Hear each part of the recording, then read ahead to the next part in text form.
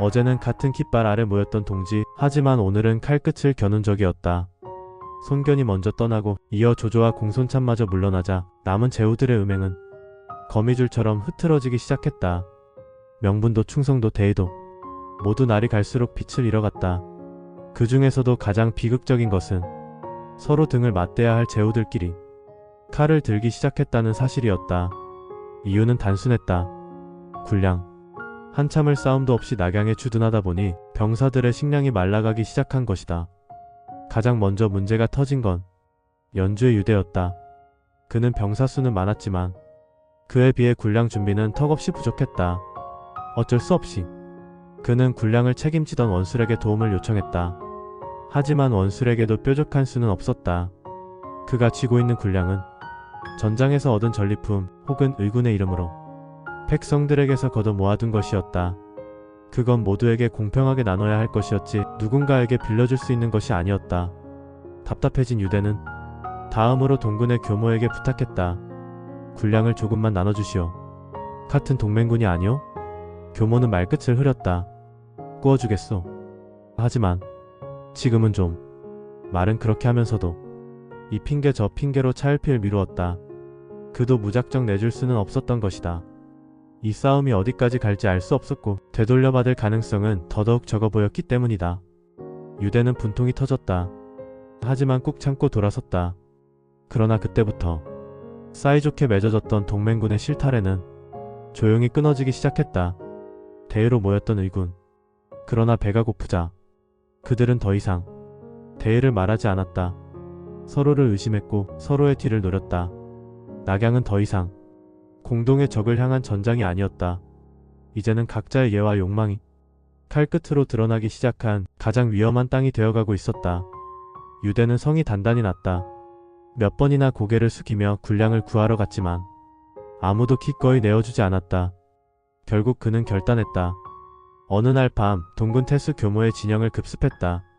기습은 순식간에 끝났다. 불붙는 기세로 달려든 유대의 군사는 수적 우위를 앞세워 군량을 빼앗고 교모는 그대로 목숨을 잃었다.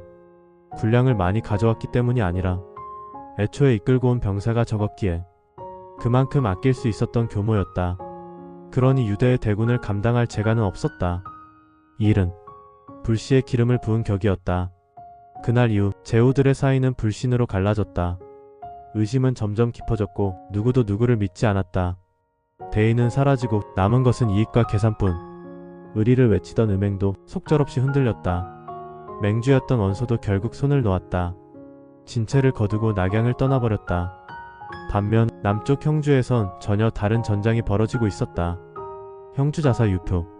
조용하지만 단단한 이 남자. 그는 한 황실의 종친이자 사람을 좋아하고 인재를 알아보는 눈을 가진 자였다. 특히나 7명의 명사들과 가까웠다. 진상, 범방, 공흑, 범강, 단부, 장검, 잠경. 이들과 더불어 유표까지 사람들은 그들을 일컬어 강하의 8현사라 불렀다. 그만큼 유표의 곁엔 인재가 넘쳐났다. 형주 또한 덕분에 풍요롭고 안정된 땅이 되었다. 괴월, 괴량, 채모. 이들 또한 유표의 강력한 조력자들이었다. 그러던 중 조조가 동탁을 치기 위해 군을 일으켰다는 소식이 형주에까지 전해졌다. 유표도 뜻을 같이 해 군을 일으키려 했지만 그보다 앞서 원소에게서 도착한 밀서 한 장. 그 편지에는 손견이 옥새를 숨기고 달아나려 했다는 충격적인 내용이 담겨 있었다. 순간 유표의 이마에 불이 일었다. 배은망덕. 내가 너를 믿었건만 나라의 보배를 탐내다니. 유표는 곧장 괴월과 채모를 불렀다. 손견은 옥새를 숨기고 도망치고 있다. 너희는 길을 끊고 그를 막아라. 옥새를 되찾고 놈을 사로잡아 오너라. 명령은 번개처럼 떨어졌고 괴월과 채모는 군사 10,000명을 이끌고 손견의 퇴로를 가로막았다. 얼마 지나지 않아 과연 손견의 군대가 그곳을 지나려 했다. 괴월이 진 앞에 말 탄 채 나서며 소리쳤다. 손견, 어디로 가는가? 손견도 말 위에서 고개를 돌리며 되받았다. 괴영탁, 어째서 내 길을 막는가? 너도 황실의 신하가 아니더냐? 옥새는 나라의 보배다. 감히 그것을 숨기고 달아나려 하다니 어서 내놓고 돌아가라. 그렇지 않으면 이 자리에서 널 베겠다. 손견은 참지 않았다. 그 성질 불같은 것이었다. 그는 옆에 있던 황계에게 명령했다. 황공복 저놈의 묵을 베어오너라. 기다렸다는 듯 황계는 쇠채찍을 높이 들고 달려나갔다. 괴월도 칼을 뽑아 맞섰다. 두 장수의 격돌. 불똥이 튀었다. 함성은 하늘을 찢었다. 그러나 싸움은 길지 않았다. 몇 합이 지나자 황계의 채찍이 괴월의 호신경을 강타했다. 쨍그랑 쇳소리가 울렸다. 그 소리와 함께 괴월은 말에서 튕겨나가 땅을 구르며 쓰러졌다. 괴월은 황계의 채찍 한 방에 혼비백산했다. 말머리를 획 돌려 그대로 도망쳤다. 황계는 말채찍을 휘두르며 추격했고 손견은 기세를 몰아 병사들을 이끌고 유표의 군을 덮쳤다. 유표의 병사들은 전열도 갖추지 못하고 도망치는 대장을 따라 줄줄이 물러났다. 손견은 마침내 막혔던 길을 뚫고 형주의 길목을 벗어나려 하고 있었다. 그때였다. 산 뒤편에서 갑자기 푹과 징소리가 터졌다. 이어 유표가 친히 군사를 이끌고 모습을 드러냈다. 유표는 근방에서 신망이 높은 인물이었다. 손견도 평소 그를 아끼고 존경해 싸우지 않고 길을 빌 수 있을 것이라 믿었다. 말 위에서 손견은 큰 소리로 외쳤다. 경승, 어찌 원소의 편지 한 장 믿고 이웃군을 이렇게 압박하시오? 유표의 표정은 차가웠다. 너는 옥새를 숨기고 달아나는 자다. 그 꼴을 보니 장차 반란이라도 일으키려는 게 아니냐? 손견은 순간 혈기가 치솟았지만 일단은 침착히 대답했다. 내게 그 물건이 있었다면 이 자리에서 칼과 화살에 죽을 것이오. 그러나 유표는 고개를 저었다. 믿으라면 너와 군사들의 몸과 짐을 뒤지게 해라. 그렇지 않으면 믿을 수 없다. 순간 손견의 눈빛이 돌변했다. 아까의 공손함은 사라지고 눈에서는 불길이 일었다. 감히 내게 무슨 힘이 있다고 덤비느냐. 길을 막는다면 내 목을 베고라도 지나갈 것이다. 그리고는 망설임 없이 칼을 뽑아 말머리를 유표에게로 돌렸다. 유표는 무인이 아니었다. 칼 앞에 설 배짱도 없었다. 곧바로 병사들 사이로 숨으며 뒤로 물러났다. 손견은 그 틈을 타 군사를 이끌고 밀고 나갔다. 그러나 그건 유표의 함정이었다. 산 양편에서 대기하던 병사들이 일제히 돌격했다. 게다가 흩어진 줄 알았던 괴월과 채모의 군대까지 손견의 후방을 덮쳤다. 앞뒤 좌우 모두 적이었다. 손견도 어찌할 수 없었다. 그 사이 정보한계 한당 세 장수가 온몸으로 막아내며 싸우지 않았다면 그 자리에서 목숨을 잃었을지도 모른다. 겨우 빠져나온 손견은 부상당한 군사들과 함께 간신히 강동으로 돌아갔다. 유표는 옥새도 얻지 못했고 손견의 원함만 사게 되었다. 그 무렵 의군은 점점 분열되고 있었다. 각지의 제후들 사이에 불신이 퍼졌고 그 틈에서 새로운 갈등이 꿈틀거렸다. 기주의 넓고 기름진 땅 그곳을 두고 이제 새로운 두 영웅이 맞붙으려 하고 있었다. 원소와 공손찬. 어제는 함께한 동지였으나 이제는 북방을 두고 정면으로 부딪힐 원수였다. 낙양에서 돌아온 원소는 한 해의 병력을 멈추고 형세를 관망하고 있었다. 하지만 문제는 식량이었다. 동탁이 낙양을 불태우고 백성들을 흩어버린 바람에 그곳에선 쌀 한 톨 얻을 수 없었다. 명색이 의군인지라 약탈할 수도 없는 상황. 그때 기주목 한복이 곡식 수천석을 보내왔다. 원소에겐 가뭄 끝 단비 같은 선물이었지만 한복은 고민 끝에 내린 결정이었다. 그가 걱정한 건 북쪽의 공손찬이었다. 공손찬은 겉으론 의군의 깃발을 내걸었지만 그 속엔 야심이 번득이고 있었다. 공손찬은 북쪽의 불길이었다. 언제 남아할지 모르는 그 존재는 기주를 지키는 한복에게 언제나 불안 그 자체였다. 그래서 한복은 미리 원소에게 곡식을 보냈다. 기주를 위협하는 북방의 공손찬을 막을 수 있는 유일한 세력. 그건 원소밖에 없었기 때문이다. 게다가 원소는 명문가의 후손. 사리사욕으로 남의 땅을 탐할 사람은 아니라는 순진한 믿음도 있었다. 하지만 그 믿음이 결국 한복의 몰락을 불러올 줄 그는 알지 못했다. 원소는 곡식을 받자 기뻐했지만 곁에 있던 책사봉기가 입을 열었다. 대장부가 천하를 뜻하며 움직이는데 남이 보내준 곡식에 의존한다는 건 부끄러운 일입니다. 기주는 넓고 부유한 땅. 그걸 손에 넣고 기반을 삼는 게 어떻겠습니까? 원소는 잠시 눈을 감았다가 대답했다. 한복은 내게 은혜를 베풀었소. 그런 사람의 땅을 탐하다니 세상 사람들이 내게 등을 돌릴 것이오. 그 말에 봉기는 피식 웃으며 한 수를 더 내놓았다. 그러면 이렇게 하시지요. 공손찬에게 몰래 밀서를 보내 기주를 함께 치자고 제안하십시오. 공손찬은 원래 기주의 눈독을 들이던 자, 틀림없이 기뻐하며 움직일 것입니다. 한복은 지혜가 부족하니 놀라서 도와달라며 원소에게 달려올 테고 그때 기주를 차지하시면 됩니다.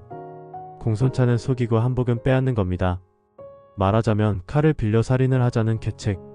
원소는 마침내 고개를 끄덕였다. 그날 밤 밀서가 공손찬에게 날아갔다. 기주는 넓고 기름지나 한복은 그것을 감당할 그릇이 못됩니다. 태수께서 북쪽에서 군을 일으키면 내가 남쪽에서 협공하겠습니다. 함께 나누어 다스리면 백성들도 기뻐할 것입니다.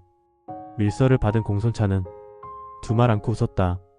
그 땅은 진작부터 내 차지가 될 운명이었어. 망설였던 건 한복이 동지였기 때문이지. 하지만 이제 원소가 나서 준다면 그 죄는 나보다 그에게 돌아갈 터. 그는 곧장 군을 일으켰다.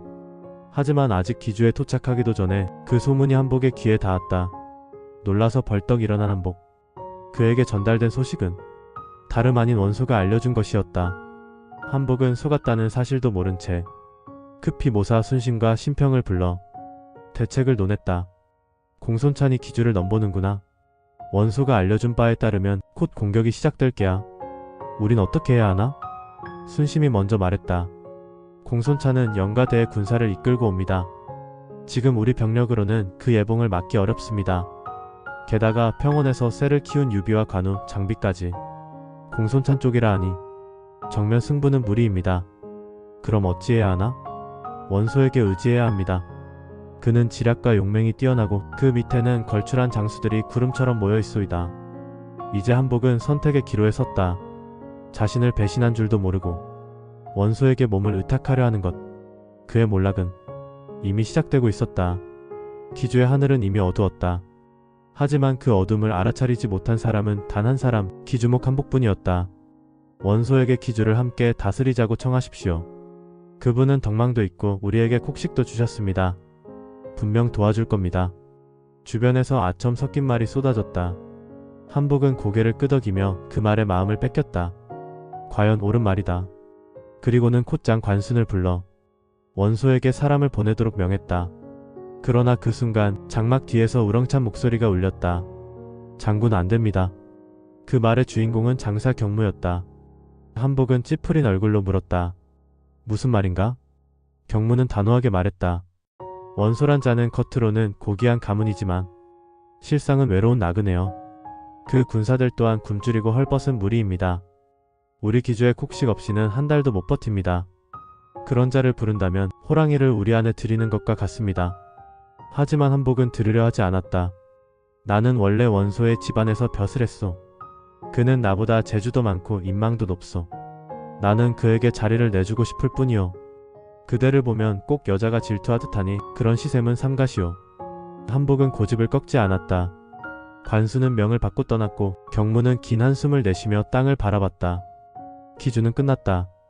이 말을 들은 기주의 인재들 중 30여 명이 그날로 벼슬을 버리고 떠났다. 그러나 경무는 남았다. 기주를 지키려는 마지막 의리 때문이었다. 관순 또한 마음은 같았지만 한복의 명령을 거스를 수 없어 숨을 죽이며 기회를 엿보았다. 며칠 후 원소가 군사를 이끌고 도착했다. 드디어 관문 앞 기주의 운명이 흔들리기 시작했다. 그러나 돌아가는 길 불과 50리도 가지 못한 지점에서 비극이 벌어졌다. 길가 숲에서 튀어나온 기마병들. 우리는 동승상의 명을 받고 왔다. 그 외침과 함께 화살이 비처럼 쏟아졌다. 그 순간 성 안에서 관순과 경무가 칼을 뽑고 달려나왔다. 그들은 단 하나의 뜻을 품고 있었다. 지금 이 자리에서 원소를 베자. 기주를 살리려면 그 수밖에 없다. 하지만 그들의 칼끝이 닿기도 전에 원소의 호위장수 알량과 문추가 달려나와 단칼에 그들을 베어버렸다. 의기만 남은 저항이었다. 원소는 성에 들어서자마자 진짜 얼굴을 드러냈다. 스스로 기주목이라 칭하고 한복에게는 허울뿐인 장군 자리를 내렸다. 실권은 모조리 원소의 손아귀로 들어갔다. 한복은 그제야 후회했지만 이미 돌이킬 수 없었다. 목숨마저 위태롭다고 느낀 그는 가족도 버리고 한 마리 말에 몸을 싣고 진류태수 장막에게로 도망쳤다. 한복의 몰락은 그렇게 단숨에 찾아왔다. 한편 공손찬은 원소에게서 온 밀서를 곧이곧대로 믿고 기주를 공격할 준비를 하고 있었다. 하지만 아직 출병도 하기 전에 기주가 원소의 손에 넘어갔다는 소식이 들려왔다.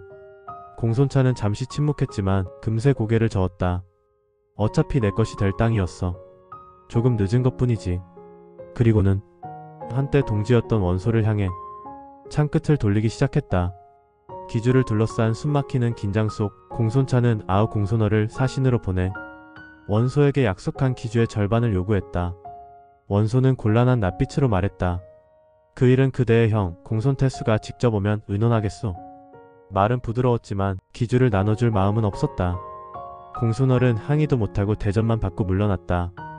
공손얼은 사신의 몸으로 전투 준비도 못한 채 화살에 몸이 찢기듯 맞았다. 고슴도치처럼 된 채 말에서 떨어졌고 그 자리에서 숨을 거뒀다. 살아서 도망친 부하 하나가 이 소식을 공손찬에게 전했다. 공손찬은 의자에서 벌떡 일어나 두 주먹을 쥔 채 소리쳤다. 원소 그놈 나를 앞세워 한복을 치게 하고 기주를 홀로 차지하더니 이제는 아우까지 죽였단 말이냐. 공손찬은 분노로 들끓었다. 10년을 변방에서 기른 병사 그 모든 힘을 끌어모아 기주를 향해 돌진했다. 그의 군대는 마치 먹구름처럼 몰려들었다. 하늘을 찌를 듯한 함성과 함께 원소의 땅으로 쳐내려갔다. 그 소식을 들은 원소도 곧장 대군을 이끌고 나섰다. 두 군대는 바나상류의 다리를 사이에 두고 마주쳤다. 원소는 동쪽에 진을 쳤고 공손찬은 서쪽에 군을 세웠다. 말 위에 올라 다리 위로 먼저 나온 공손찬이 날선 목소리로 외쳤다. 원소, 의리를 저버린 놈. 내가 감히 날 속이고 아우를 죽이느냐. 원소도 말 위에 올라 맞섰다. 내가 널 속였다고? 한복이 스스로 그릇이 못된다며 기주를 내준걸 내가 받았을 뿐이다. 내가 무슨 상관이냐. 공손찬의 눈에 불이 일었다. 내가 너를 믿어 맹주로 추대한 건 충의로운 자라 생각했기 때문이다. 하지만 너는 늑대처럼 음흉했고 개처럼 행동했다. 내가 감히 내 아우를 죽였으니 이제는 피로 갚을 차례다. 공손찬이 외치자 원소는 얼굴이 붉게 달아올랐다. 좌우에 누구 있느냐. 저놈을 사로잡아오라. 그 말이 끝나자마자 장수 문추가 말을 박차고 튀어나왔다. 제가 나가겠습니다. 창을 휘두르며 돌진한 문추. 공손찬도 다리 옆에서 맞받아 쳤다. 하지만 전투는 짧았다. 문추는 노련했다. 몇 한 만에 공손찬의 손발이 흐트러졌고 열대 탑을 넘기지 못하고 공손찬은 자신의 진영으로 퇴각하기 시작했다. 문추는 그 기세를 놓치지 않고 공손찬의 중군까지 쫓아 들어갔다. 그 안은 아수라장이 됐다. 보병들이 놀라 흩어지고 기병들은 뒤섞여 말을 돌렸다. 전장은 혼돈이었다. 어제의 동지 오늘의 적. 기주는 피로 물들고 있었다. 문추는 마치 귀신처럼 창을 휘두르며 공손찬의 중군을 휩쓸었다. 공손찬의 군영은 순식간에 아수라장이 됐다. 그를 막기 위해 장수 넷이 동시에 달려나갔지만 문추는 그 모두를 홀로 상대했다. 창칼이 사방에서 번쩍였고 말굽소리가 진동했다. 그 속에서 문추는 전혀 밀리지 않고 기세 좋게 창을 뻗었다. 기압과 함께 날아든 그 창 끝에 공손찬의 장수 한 명이 가슴을 뚫리고 말 아래로 떨어졌다. 그 광경을 본 나머지 셋은 얼굴이 새하얘져 말머리를 돌렸다. 싸움은 끝났다. 남은 병사들은 전의를 잃고 흩어졌다. 공손찬의 진은 무너지고 있었다. 문추는 거침없이 전진했다. 혼란에 빠진 군영을 휘젓다. 뒤편에 숨은 공손찬을 발견했다. 어디 도망치느냐 공손찬. 문추는 외치며 그대로 달려들었다. 공손찬은 군사들을 돌볼 틈도 없이 말을 몰아 뒷산으로 도망쳤다. 문추는 그 뒤를 바짝 쫓았다. 공손찬 이놈, 항복하지 않겠느냐. 공손찬은 달리며 화살을 쏘았다. 하지만 문추는 창으로 화살을 튕겨냈다. 화살이 다 떨어지고 투구도 벗겨진 채 공손찬은 오직 달리는 것에만 집중했다. 그러던 중 말이 돌부리에 걸려 앞으로 코꾸라졌다. 공손찬은 산비탈 아래로 굴러떨어졌고 몸을 간신히 일으켜 언덕을 기어올랐다. 문추는 창을 꼬나지고 그를 향해 내려갔다. 이제 넌 내 손에 죽었다. 그 순간이었다. 좌편 숲속에서 갑자기 한 소년 장수가 튀어나왔다. 문추? 그만하라. 함부로 힘을 자랑하지 마라. 문추는 그를 쳐다보지도 않고 창을 내질렀다. 하지만 소년은 날쌘 몸놀림으로 그 창을 받아냈다. 그 싸움은 금세 광풍처럼 벌어졌다. 공손찬이 언덕 위로 올라왔을 때 두 사람은 이미 열압 이상을 겨루고 있었다. 소녀는 키가 크고 눈이 크고 어깨가 넓었다. 용맹함이 얼굴에서 뿜어져 나왔다. 무엇보다 그 창 솜씨는 말 그대로 귀신 같았다. 공손찬은 말 위에서 숨을 죽였다.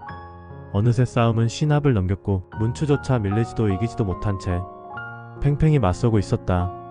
창과 창이 부딪힐 때마다 불꽃이 튀고 대지는 울렸다. 문추가 처음으로 얼굴에 당혹감을 드러냈을 때 멀리서 공손찬의 구원군이 달려왔다. 문추는 이를 악물며 창을 거두고 퇴각했다. 공손찬은 말에서 내려 소년 장수에게 달려가 물었다. 이름이 무엇이오? 어찌 이 몸을 구하러 왔소? 소년은 조용히 답했다. 저는 상산 진정 출신으로 성은 조 이름은 운이라 하고 자는 자룡이라 합니다. 그 이름을 들은 공손찬은 놀라움의 말을 잇지 못했다. 소년의 말은 계속됐다. 원래는 원소의 휘하에 있었지만 그가 백성을 위하지 않고 사용만 앞세우는 걸 보고 따르기를 그만두었습니다. 그 순간 공손찬은 새로운 희망을 봤다. 그가 잃었던 군세, 흩어진 장수들 속에서 이처럼 강하고 의로운 젊은 장수를 얻다니 기준은 아직 끝나지 않았다. 이 몸은 원소 휘하를 버리고 장군을 따르려던 길에 뜻밖에도 이곳에서 장군을 뵙게 되어 실로 영광입니다. 조우는 그렇게 공손찬 앞에 나섰다. 그 말은 진심처럼 보였지만 공손찬의 눈빛은 쉽게 녹지 않았다. 원소의 가문은 명문 중의 명문. 많은 백성들은 그 이름만 듣고 무릎을 꿇었고 그라는 자들은 그의 권세에 눌려 따르기 바빴다. 그런 시절에 원소의 최측근이었던 조운이 그를 버리고 찾아왔다. 공손찬은 속으로 의심했다. 과연 믿어도 되는 자일까? 하지만 곧 마음을 바꿨다. 눈앞에서 조운이 문추를 몰아내고 자신을 구하지 않았던가. 그 행동 하나로 그의 의기와 무예는 의심할 수 없게 되었다. 과연 장군 아니고서야 내가 오늘 이 목숨을 부지하지 못했을 것이오. 공손찬은 조운에게 감사를 표하며 진중으로 돌아갔다. 첫 전투에 패했지만 그는 여전히 강한 자였다. 10년을 쌓아온 세력, 그 핵심에는 다름 아닌 백마철기대가 있었다. 그 말들 대부분이 눈처럼 희고 군사들의 갑옷은 쇠처럼 반짝였다. 그 모습만으로도 오랑캐들은 두려움에 떨었다. 그래서 백마철기대가 나타나기만 하면 적들은 벌벌 떨며 물러났고 공손찬은 그들에 의해 백마장사라 불리게 되었다. 공손찬은 이 철기대를 좌우 양 날개로 나누고 포병 위주인 원소의 진영을 한 번에 휩쓸 계획을 세웠다. 하지만 원소도 바보는 아니었다. 그는 이미 공손찬의 강점을 알고 있었고 그 철기대의 맹렬함도 익히 들어 알고 있었다. 그래서 그는 자신의 선봉을 두 갈래로 나눈 뒤 각 부대마다 1000명씩의 궁수를 붙여 돌격해오는 기마를 견제하게 했다. 또한 진 앞에 800의 궁수와 15,000의 보병을 배치해 공손찬의 백마 부대가 중앙으로 돌진하더라도 화살과 창으로 가로막도록 준비시켰다. 다음날 새벽 공손찬은 진을 정비하고 진도에 섰다. 조우는 아직 얻은 지 오래지 않아 속마음을 알 수 없다며 후군에 배치했고 대장 엄강을 선봉에 세운 뒤 스스로는 중군을 지휘했다. 공손찬은 깃발을 휘날리며 외쳤다. 원소, 가면을 쓴 도둑놈아, 오늘은 기필코 결판을 낼 것이다. 하지만 원소의 진은 고요했다. 진문은 굳게 닫혀 있었고 어떤 대답도 어떤 움직임도 없었다. 공손찬은 조급해졌다. 무려 2시간 가까이 온갖 욕설과 도발로 자극했지만 원소군은 끝내 움직이지 않았다. 결국 공손찬은 칼을 빼들고 소리쳤다. 좋다. 엄강, 저놈들의 진을 짓밟아라. 엄강은 호령과 함께 북을 올리고 백마철기대를 이끌고 폭풍처럼 진 앞으로 돌진했다. 하지만 진문 앞에서 대기 중이던 장수 구기는 이미 명령을 내려놓고 있었다. 화살 방패로 몸을 가리고 대기하라. 포성 신호가 울리면 모두 일제히 쏴라. 엄강은 몰랐다. 그가 말달리며 다다른 그 순간 진문 앞에서 한 소리 펑 하는 폭죽이 울렸고 그와 동시에 800궁수가 방패 뒤에서 일제히 튀어나왔다. 가까운 거리 화살은 하늘을 가르고 엄강의 갑옷을 뚫고 그의 몸을 꿰뚫었다. 말 위에서 휘청 그 거대한 철기대가 앞선 자의 추락과 함께 흔들렸다. 엄강의 돌격은 실패로 끝났다. 진문 앞에서 쏟아진 화살비에 공손찬의 자랑이던 철기대는 기세도 잃고 병력도 절반 가까이 잃었다. 엄강은 말머리를 돌리려 했지만 속도에 눌려 전열을 정비할 수도 없었다. 그때 원소의 장수구기가 칼을 들고 날아오듯 달려왔다. 싸움은 몇 합을 넘기지 못했다. 엄강은 이미 어지러웠고 결국 그의 목은 창 끝에 잘려 말 아래로 떨어졌다. 이 소식이 전해지자 공손찬의 진영은 와르르 무너졌다. 공손찬은 급히 좌우 날개에 두었던 기병을 내보냈다. 무너진 선봉을 구하려 했지만 이미 준비된 원소의 좌우 군대가 가로막고 있었다. 좌군의 알량, 우군의 문추?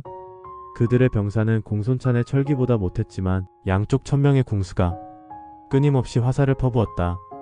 기마병이 무너지자 원소의 중군도 전장을 향해 진격했다. 기세는 하늘을 찔렀고 공손찬의 진은 순식간에 붕괴되었다. 구기는 기세를 몰아 공손찬의 대장기를 지키는 장수까지 베고 깃발을 투동강 내버렸다. 공손찬은 자신의 권위를 상징하는 깃발이 허공에 휘청이다 쓰러지는 모습을 보며 싸울 기운을 잃었다. 그는 말머리를 돌려 강가로 도망쳤고 남은 군사들도 무너진 진영을 버리고 뿔뿔이 흩어졌다. 구기는 승리의 함성을 지르며 공손찬의 후군까지 파고들었다. 하지만 그는 그곳에 누가 있는지 몰랐다. 좋은, 작고 고요한 그 후군에서 조용히 대기하던 소년 장수가 갑자기 말을 몰아 돌진했다. 거기까지다, 구기? 조은의 창은 번개 같았다. 문추도 당하지 못했던 그 창 앞에서 구기는 몇 합 버티지 못하고 말 아래로 떨어졌다. 조은은 거기서 멈추지 않았다. 그 뒤를 따르던 원소군 사이로 뛰어들어 왼쪽을 찌르고 오른쪽을 베며 쉴 틈 없이 돌파했다. 마치 사람이 없는 들판을 지나듯 그의 창 끝은 흔들림이 없었다. 무너졌던 선봉, 그걸 눈으로 확인한 공손찬은 다시 마음을 다잡았다. 그는 돌아와 흩어진 군사를 수습하고 조은이 무너뜨린 원소군을 향해 반격을 시작했다. 이번엔 원소군의 차례였다. 선봉이 깨졌고 장수를 잃었다. 기세는 한순간에 꺾였다. 원소의 진영은 밀고 들어가던 기세만큼이나 순식간에 흩어졌다. 그때 원소는 책사 전풍과 함께 궁병과 기병을 거느리고 전장을 내려다보고 있었다. 공손찬은 정말 무능하군. 군을 다루는 솜씨가 저리도 형편없다니. 원소는 투구를 벚고 비웃었다. 하지만 그 순간 멀리서 물을 튀기며 누군가 달려왔다. 조은이었다. 말 그대로 물속에서 튀어나온 신령처럼 순식간에 원소의 중군 앞에 나타났다. 원소의 호위병들이 활을 꺼내기도 전에 조은은 4~5명의 장수를 베고 중군을 갈라놓았다. 그리고 그 뒤를 잇는 공손찬의 반격. 전풍이 다급히 외쳤다. 주공, 저 흑담 뒤로 물러나십시오. 위기의 순간 원소는 비로소 그 자리를 떠났다. 그를 구한 것은 명문가의 자존심이 아니라 한 번의 기회와 그걸 쥐고 흔들던 조은의 창이었다. 반하 전투. 그날은 조은에게 있어서도 공손찬에게 있어서도 벼랑 끝으로 내몰린 날이었다. 조은은 창을 쥔 채 앞으로 나섰다. 그 앞을 가로막은 것은 수천의 적이 아닌 자기 군을 덮치는 패배감이었다.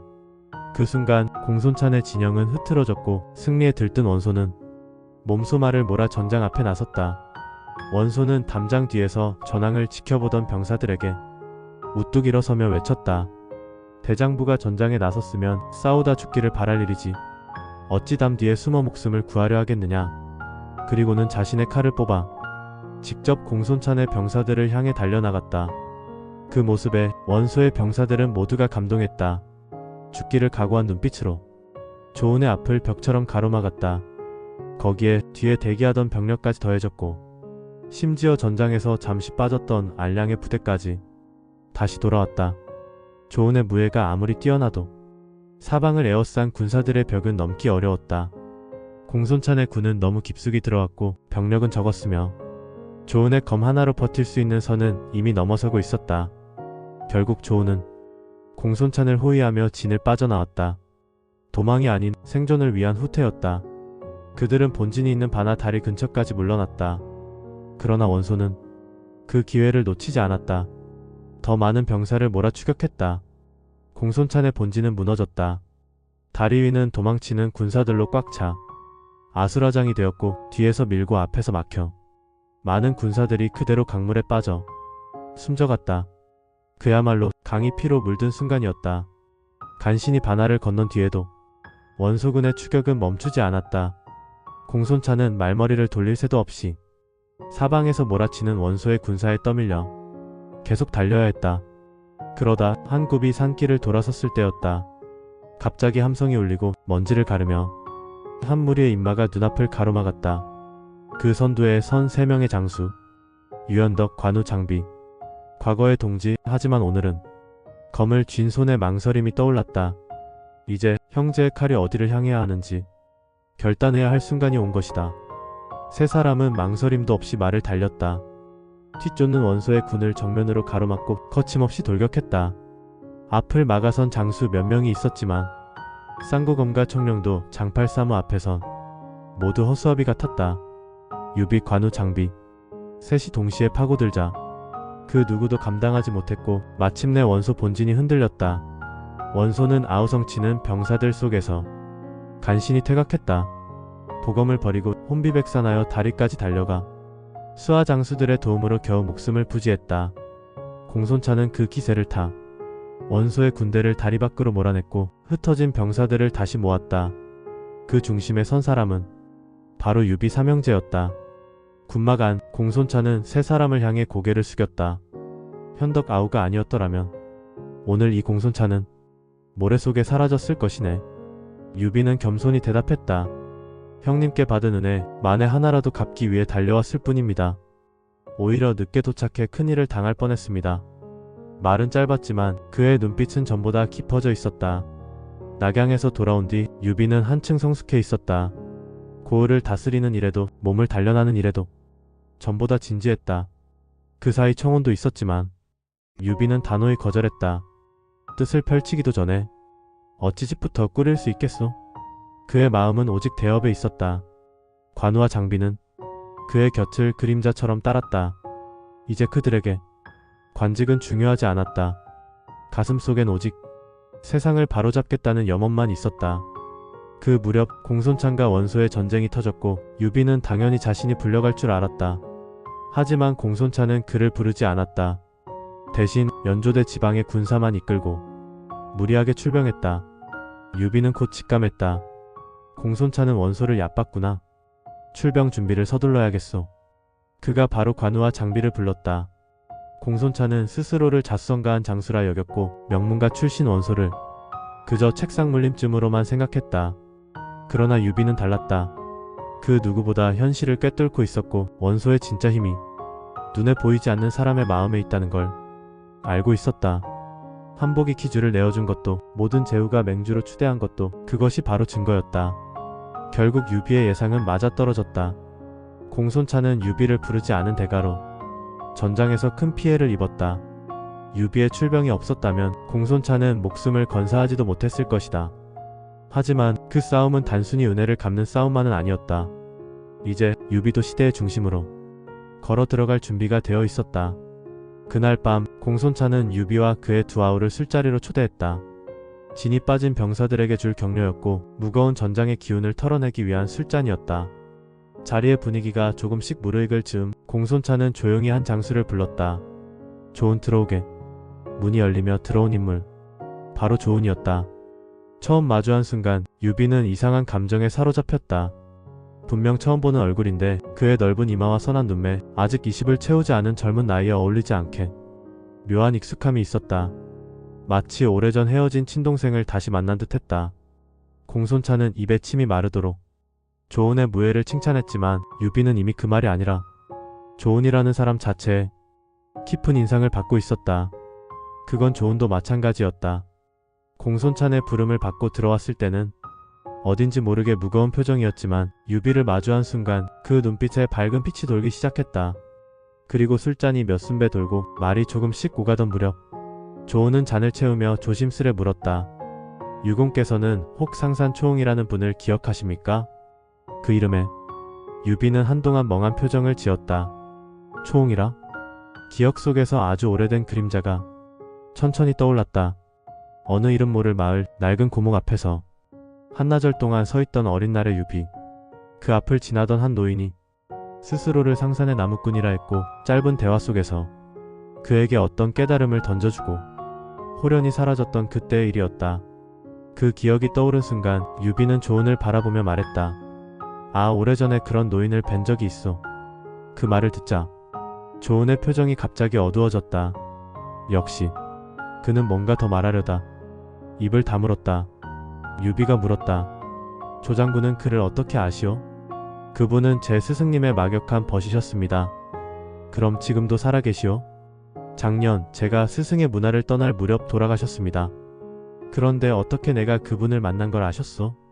조은은 천천히 고개를 끄덕였다. 그분께서 생전에 가끔 유공의 이야기를 하셨습니다. 유비는 놀란 눈으로 되물었다. 무엇라 말씀하셨소? 조은은 잔을 든 채 시선을 피하며 대답했다. 뒷날 사석에서 배우면 그때 말씀드리겠습니다. 그 말에 담긴 감정은 묘했다. 어딘가 담담하면서도 짙은 그리움과 슬픔이 섞여 있었다. 유비도 더는 캐묻지 않았다. 술자리는 오래가지 못했다. 막사로 돌아온 유비는 한동안 조은을 떠올렸다. 처음 보는 사람. 하지만 오래전 꿈처럼 스쳐간 그 기억의 중심에 조은이 있었다. 소년 시절의 깨달음, 그날 그 늙은이의 말, 그리고 지금 조은의 눈빛. 이 모든 것이 어딘가 이어져 있는 듯한 느낌. 이 사람과 무언가 깊은 인연이 있겠구나. 유비는 그렇게 자신도 모르게 중얼거렸다. 조은과 유비. 서로의 진심을 알고 싶었지만 진중의 상황은 그 마음을 나눌 기회를 주지 않았다. 매일같이 얼굴을 맞대며 싸움을 함께했지만 사석이라 부를 수 있는 자리조차 만들 수 없었다. 유비는 남의 장수를 넘본다는 의심이 두려웠고 조은 역시 말할 수 없는 사정이 있었다. 그러는 사이 공손찬과 원소의 싸움은 지지부진한 지구전으로 흘렀다. 서로 한 차례 피를 본 뒤에는 더 이상 먼저 움직이지 않으려 했다. 무의미한 대치가 길어질수록 군사들의 사기는 떨어졌고 전황은 변하지 않았다.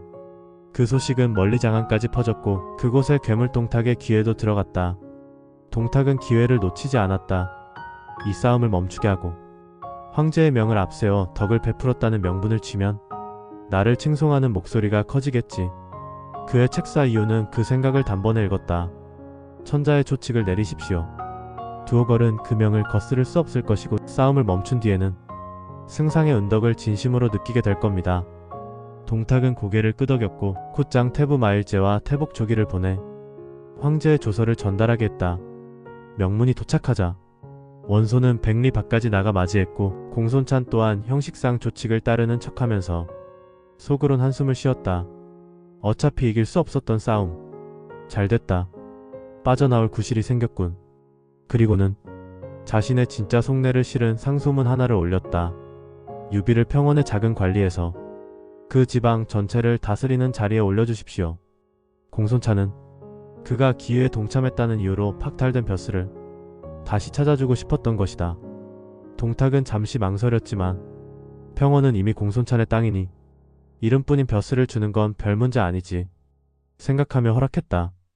그리고 드디어 그 밤이 왔다. 공손찬과 유비가 각각 군을 거두고 헤어지기 전날 밤 유비는 조은을 조용히 자신의 군막으로 불렀다. 장군, 이별이라니 언제 다시 그 창 끝의 위험을 보게 될는지. 유비는 말끝을 흐리며 손수 조은의 잔에 술을 채웠다.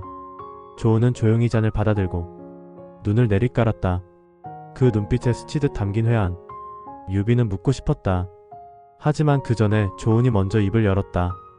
제가 공손찬을 따랐던 건 그를 영웅으로 착각했기 때문입니다. 하지만 시간이 지나고 보니 원소와 다를 바 없는 자더군요.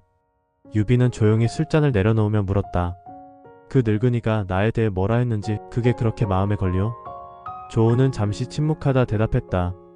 그분께서는 살아계실 때 종종 스승님을 찾아와 무예를 나누셨습니다. 그리고 아직 끝내지 못한 이야기가 조은의 입가에서 멈춰 있었다. 유비와 조은 그 밤에 나눈 마지막 술잔에는 말보다 더 많은 이야기가 담겨 있었다. 잔이 비고 다시 채워질 즈음 조은이 조용히 입을 열었다. 어릴 적 저를 가르치신 분이 있었습니다. 그분은 가끔 술이 들면 이런 말을 하시곤 했습니다. 한나라가 무너지고 더는 섬길 주인이 없을 때가 오면 그때는 기밑이 길고 손이 무릎 아래로 내려오는 유시성을 가진 인물이 천하의 주인이 될 것이다. 조우는 그 말을 하며 유비의 얼굴을 바라보았다. 유비는 말을 잇지 못하고 조용히 그 눈을 마주했다. 저는 그 말이 예언처럼 들렸습니다. 그런 인물이 세상 어딘가에 반드시 있을 거라 믿었고 찾고 또 찾았지만 이름을 몰랐습니다. 얼굴도 몰랐습니다. 하지만 조우는 말끝을 흐리다 잔을 들어 단숨에 비우고는 천천히 말을 이었다. 하지만 오늘 그분의 말이 헛되지 않았음을 깨달았습니다. 유비는 말없이 조은의 손을 잡았다. 그 손엔 단단함과 따뜻함이 동시에 느껴졌다.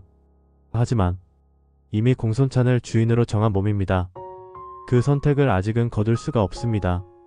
그래서 오늘 이렇게 늦게 뵌 것을 그저 애달파할 뿐입니다. 유비는 고개를 끄덕였다. 장군의 뜻 가슴 깊이 새겼습니다.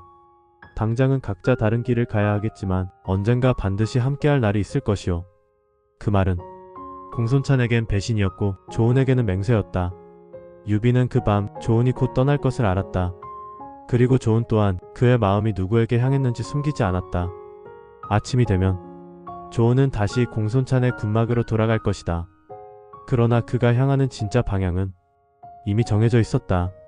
그 길 끝에서 언젠가 다시 마주할 날을 서로 믿으며 두 사람은 말없이 잔을 비웠다.